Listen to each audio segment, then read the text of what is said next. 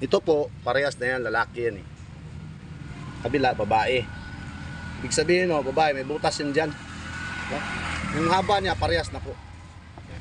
So ikakabit natin. No. Ngayon po, pag nagtanggal tayo din patanggalin natin ito panigurado kasi double check natin yung mga X-spline. Baka mamaya damay din, low straight. Ngayon, tinignan.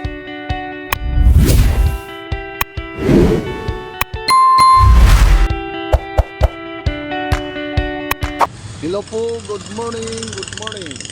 Araw po natin ngayon, linggo, no? Ngayon po, gagawa tayo ng CRB, no? Ibalik tayo kasi yung nabili kahapon ay mali. Ayan, nakita nyo, nakabalot pa yan. Ngayon po, nakabili na sila, kaya binalikan ko. So, ito na po, no? Ang naging resulta. Ayan. Ito na po yung nabili nila. Yan. Ngayon po, kaya pinabili ko ng shock drive. Kasi po itong luma, low straight na yung kaloob-looban. Kahit pagpalit tayo ng CB joint din kasi ito yung maingay no, nung na-video ko nung rails yan. Ito yung ng grasa. Low straight na po yung kanyang loob nini. Ngayon, sabi ko, bumili ng shock drive sa kanyang axle CB joint. Ngayon, dinala na nilang sample. Kasi nung una, wala silang sample, haka-haka lang ba? Mahirap talaga yung haka-haka. Kailangan talaga dalhin ng sample para sigurado tayo. Ngayon po, sigurado na yan, kaparehas na yan, ano? Teka lang ha. Ano ko lang kasi mag-isa lang kasi ako ngayon. So yan ako no, binalikan ko kasi mag-isa lang ako, mag-awak ng video. Ito po, parehas na yan, lalaki yan eh. Kabila, babae. Ibig sabihin no, babae, may butas yan dyan. Yung haba niya, parehas na po. So ikakabit natin no. Ngayon po, pag nagtanggal tayo din patanggalin natin ito panigurado kasi double check natin yung mga X-spline. Baka mamaya damay din, low straight. Ngayon, tinignan ko buo naman. Ito lang. Napuruhan talaga siya. Ngayon po, pag nagtanggal po tayo niyan, pag kumuha tayo ng axle CB joint, unahin natin tanggal tie rod in. Sumunod po sa kanyang tie rod in, yung caliper. Area yun lang yan, ganyan. Kukunin ko lining. Kung nakuha ng caliper, isabit nyo lang dyan. Lalagyan nyo sa tabi. Pangalawa po, nakuha nyo ng caliper kasi natanggal ang tie rod in. Dito naman tayo sa kanyang suspension, yung pinaka-bolt ini sa kanyang coil spring. Tatanggalin nyo din yan, ano? Pagkatanggal yan dyan, huwag nyo muna pupukin. Tanggalin nyo muna una ang ball joint. Ang sukat po ng nut ng ball joint nito ay 17 lang po. Ito na yun. Yan, dalawa. Ngayon po, nakuha na yung kanyang nut no, sa ball joint. Tsaka na yung pupukin din sa gitna. Kasi nga pala, may nakalimutan lang ako. Ang step nga unang gagawin, bago yung tanggalin ang gulong, luwagan nyo muna yung nut sa gitna. Ito, 36 po ang sukat ito, no? Yan, hindi natin masabing perfecto kasi biganin ko, kahit na sino magaling dyan, nagkakamali din. Kaya kailangan double check. Sukat ng nut ito, 36. Luwagan nyo muna, kaluwag niyan habang may gulong para makapwersa ba. Minsan kasi malambot, minsan sobrang tigas. Kaya gagawin nyo, habang may gulong, luwagan nyo muna na no? Kahit pagkaluwag niyan, yun na yung sinabi ko na una tie rod in, sumunod caliper, sumunod ball joint, sumunod pin. Kasi pag umarya na yan, makukuha na yung ating axle CB joint. Doon po nakalagay yan. Ngayon po, itong kanyang shafting, meron kasi ang tornilyo yan. Pinakaalalay kasi niya to para makakuha siya ng align na diretso. Kasi pag di yun kinabit tornilyo yan, pagkalimbawa na may maluwag, magkalug-kalug yan, isa rin yung makaingay. So kailangan mahigpit na mahigpit nyo yan. Tatlong tornilyo lang po yan, ano? Yung tatlong butas yan. So ganun lang po, no? At mag-isa lang kasi ako ngayon, magsisimula akong gagawa. So gagawa ko ng paraan na ma-video ko, no? Okay? Meron din sa Los Baños. Doon ka pumunta sa may lampas na riles, San Antonio, kaliwa. Para sa hydraulicos yan? Saan? Saan yan nakakabit na host to? Sa Bako. Sa Bako. Doon ka na magpagawa. Sa Bata, naligaw ko dito. Hindi labas ka diyan. Pagkalabas mo diyan, highway na. Kaliwa ka, dire-diretso ka lang. Pag diretso mo ng ganyan, pa Los Baños, wala ka na madaanan na release doon. Pagdating mo ng stoplight, pero ka nadadaanan na release ng Los Baños. Kaliwa, mismo lampas na release, nandun gawaan ng mga flexible. Kabayanan pa. Ha? Kabayan pa. Lapas ka pa ng bayan, dire-diretso ka lang.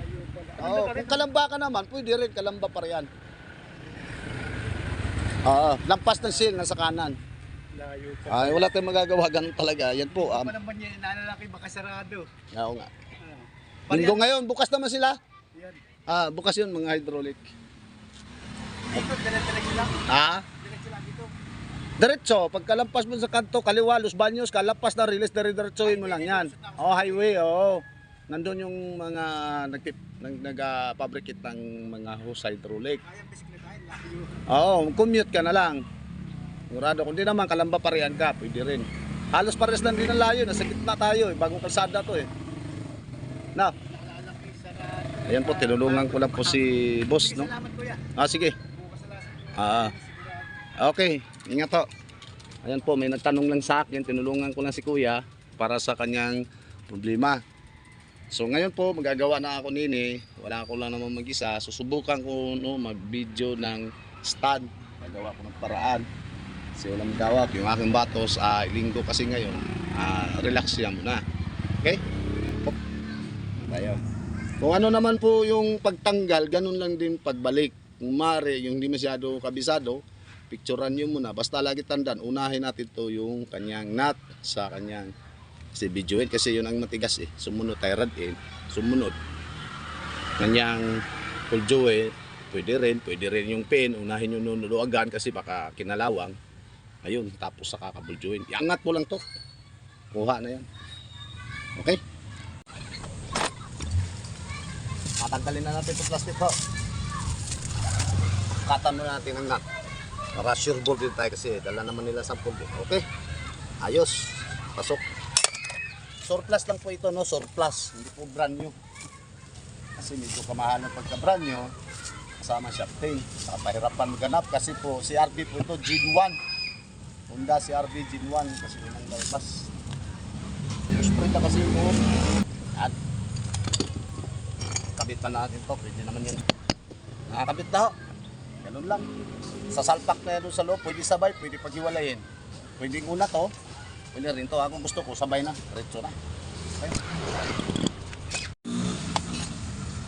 Ayan na po, nakakabit na yung kanyang tatlong bolt nut dun sa may idler, sa kanyang shafting. Kailangan kabit talaga, hipitan ng maayos yun kasi protection po yun, ano? Ayan po, nung sinalpak ko yan, nilagyan ko lang ng nataw para hindi masira yung thread. Nataw lang ng kunti ba, pagpasok. Para pasok na pasok. Tapos, double check up doon maigi doon sa may transmission, surihin mabuti kung nakasalpak na maigi, no? So, dito na tayo. Kasi hindi ko na video kanina, gawa ng mag-isa lang. Gawa na ako ng paraan para makapag-video.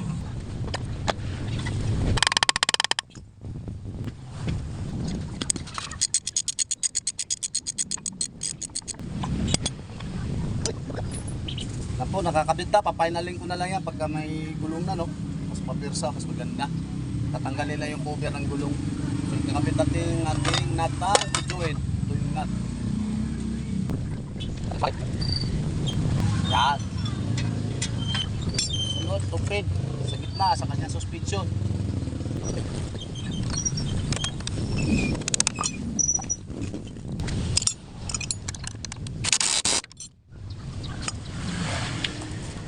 Brake pad, kakabit na.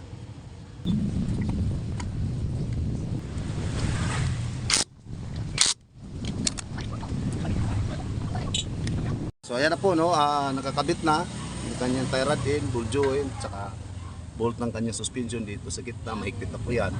Tapos itong bolt sa flexible, tapos caliper. Ito na ang pinaka-final higpitan ng nut kapag kinapitan natin yung gulong. Mas maganda rin yun, higpit, no. Total, yung cover, natatanggal naman yung cover. Ngayon, pag hindi matanggal cover, pwede na mahigpitan dito, tukuran na ng jack. Ako naman, iba, sabay ko na yung gulong, mas maganda, mahigpit siya. Pagkatapos, road test na natin, paputahin ko na yung mayari. Ngayon, pagbalik nyo, may medyo kunting ingay. Dito lang yan, batayan yung plate niya, kailangan di sumayad yung rotor disc niya, no? Okay, tanggalin mo muna yung cover. Yan po, nakakabit na yung gulong, no? Ita natin ang husto. Kanyang nut ng axles. CV joint. Okay. Dalak ko lang. Tanggal ang cover mo. Ayan. Oh.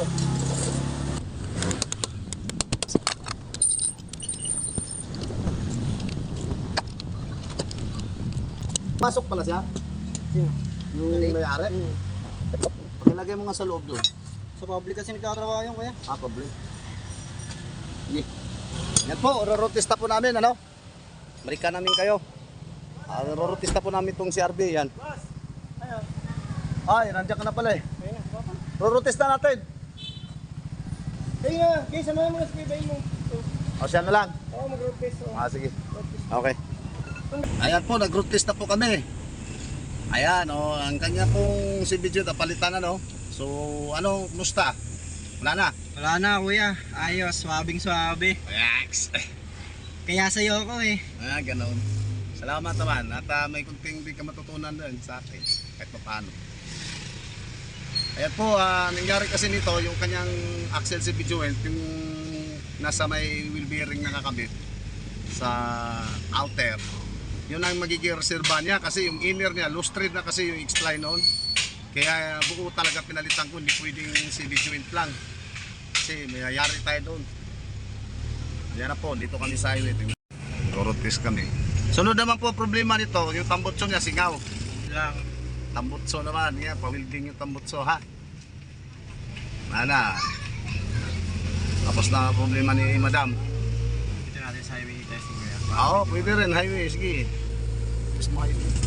Dito pa lang nung road test tok tok tok tok tok tok tok tok tok tok. Tapos pagkambyo, nagkapakan pa Nagapakan agad eh. Ramdam mo agad eh. Napasok pala siya ng linggo, no? Di bali, Natin eh. may video naman na ibig sabihin, ginagawa. Tingnan niya. Parang ano header si Tambutso Mapangkarera na Tambutso ng tunog Ayos kuya. Swabe. Swabe na, no? Wala na yung tagugtog na natunog. Oo, Akala mo kakalas yung gulong eh. Oo, yun. Na-reels ko nga yan Si Bidyoet sana plano kong palitan. Nagduda na ako sa yung inirayaw ko. Gusto ko buo na. Shafting kasi nakaranas na ako niya. Nagpalit ako ng si Bidyoet. Hindi ko pinitan shafting, ano. No straight pala. Pagkakabit, tunog pa rin. Nasakit ang ulo ko doon. Hanap-hanap po sa trouble. Bago na si Bidyoet. Di pala, explain, may lihim. Explain ba? Kalbo na. Okay, balik na tayo. So, mga guys, amigo, pabalik na po kami, no? Hanggang dito lang po ang ating video. Pakibahagi na lang po ang aking video. Yan, maraming salamat po mga guys. God bless po sa ating lahat, mga amigo. Thank you po.